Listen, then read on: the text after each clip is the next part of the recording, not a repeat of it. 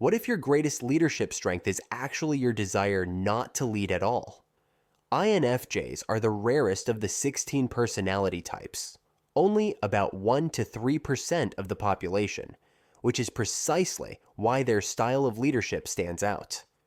INFJs bring something rare to leadership, a way of guiding that fosters trust, creates a sense of safety, and draws people in without relying on authority. This isn't about power, it's about being someone others instinctively rely on. In this video, we'll break down the key dynamics that pull people toward your guidance: deep empathy, sharp pattern recognition, and the quiet strength of living what you say. You'll see how to embrace this gift without losing yourself in the process. And it all begins with the way you sense emotions others can't quite name. Before we start, please hit the like button, comment, and subscribe so you won't miss any of our weekly deep dives into the world of personality types. And if you are looking to achieve a deeper understanding of yourself and your personality type, click the link in the comments to take our favorite free personality test. The Empathic Compass. The empathic compass is your first quiet advantage in leadership. You naturally pick up on subtle shifts others miss: a forced smile that doesn't reach the eyes, a sigh that slips through between sentences, a change in posture that hints at unspoken discomfort. These aren't random details to you. They're signals that help you read the emotional landscape with remarkable accuracy. This ability extends beyond surface cues. You don't just notice reactions, you trace them back to their roots. You recognize that defensiveness may be less about someone's mood in the moment and more about lingering tension from a past criticism. In doing so, you uncover the hidden motivations and needs that shape the way people present themselves.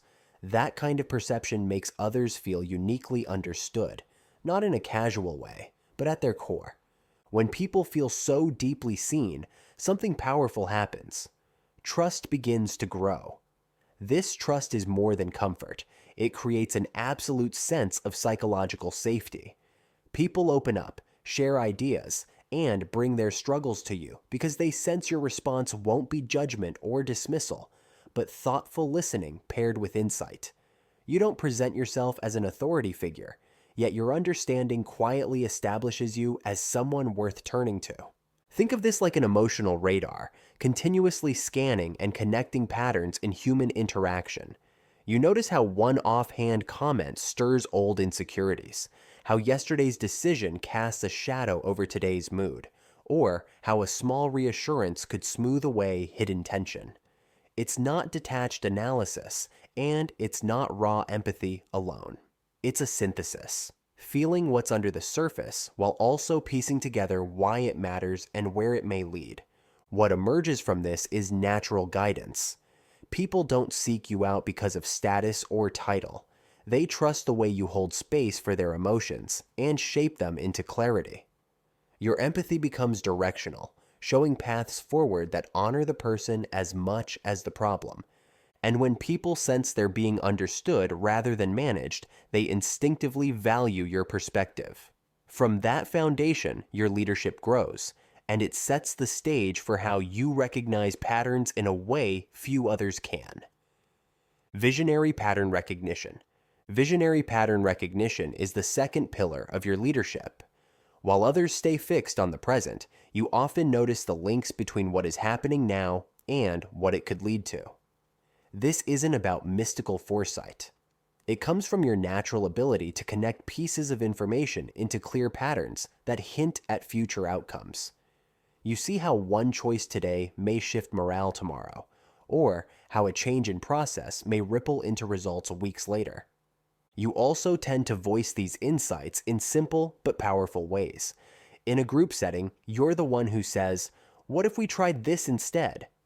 That suggestion often reframes the problem and opens doors others hadn't considered. People recognize that you aren't chasing credit. You simply see what could work better and invite the group to test it.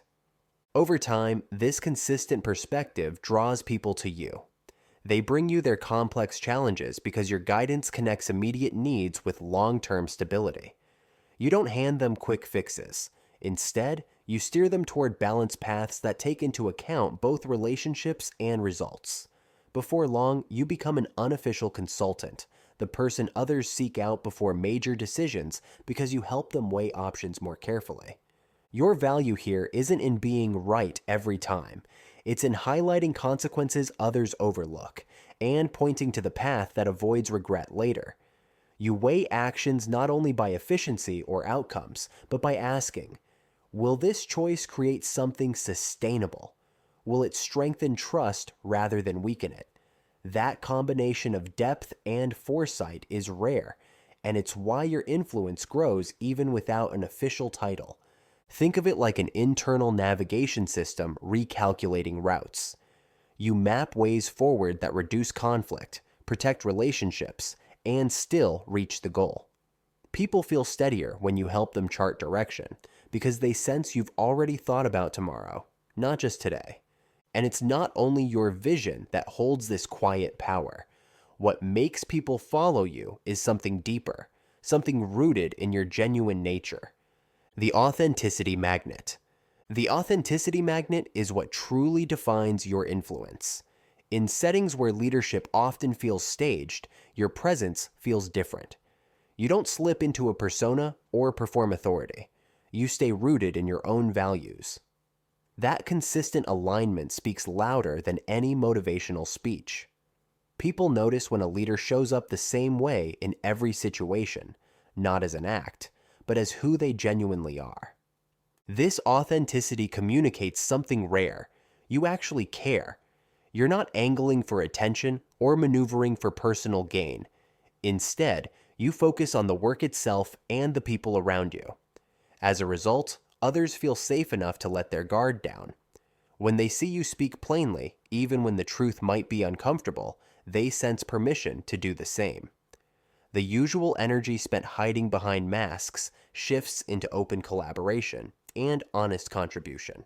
What makes this so powerful is the steady buildup of credibility. It's not about creating an instant magnetic pull.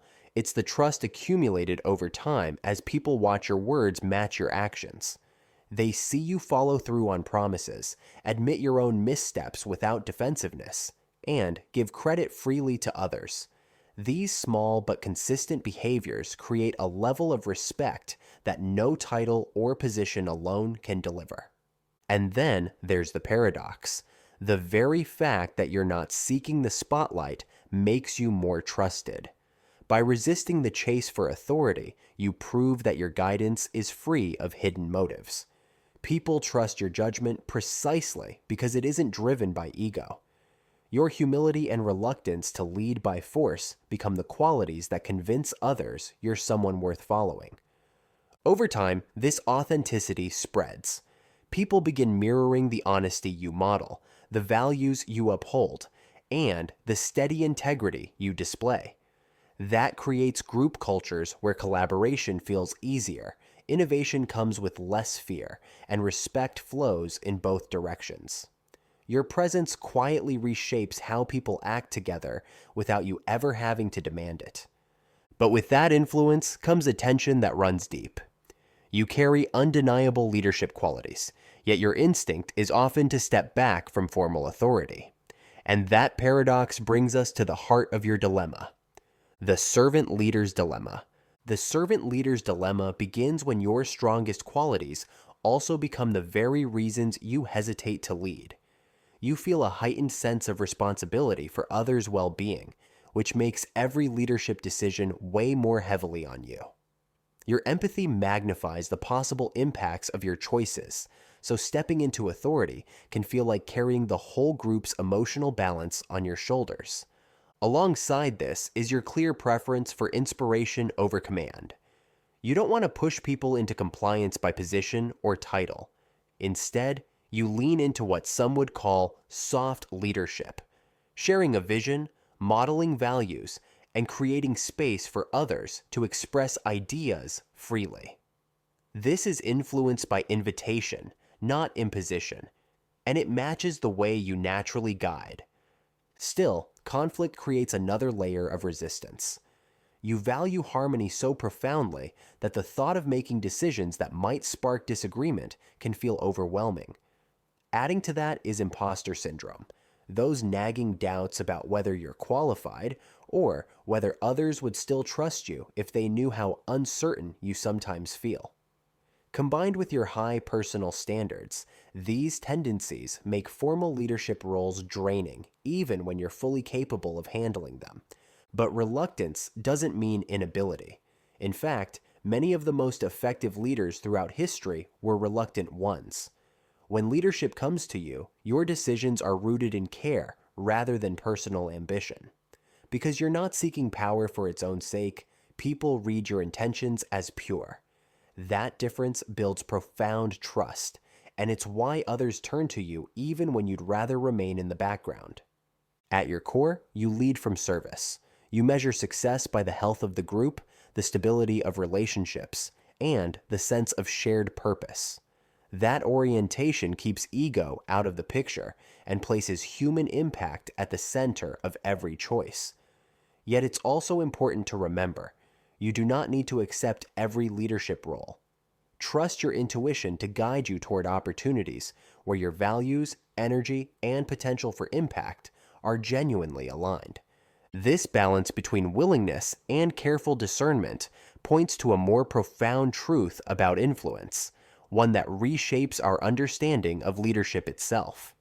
In conclusion, INFJ leadership is founded on 4 steady strengths: empathy that fosters trust, pattern recognition that reveals better paths, long-term vision that prevents future problems, and authenticity that keeps influence grounded. These aren't just traits, they're ways you naturally guide others without forcing authority. The critical thing to remember is that you don't need to become someone else to be a leader. Your quiet, people-centered style is already effective. Protect your energy and strengthen practical skills, such as clear communication of your vision or navigating conflict, so you can influence without burning out. If you want to continue the journey to understanding yourself or an INFJ in your life, click either of the following videos where we continue to unlock the secrets of the INFJ personality type.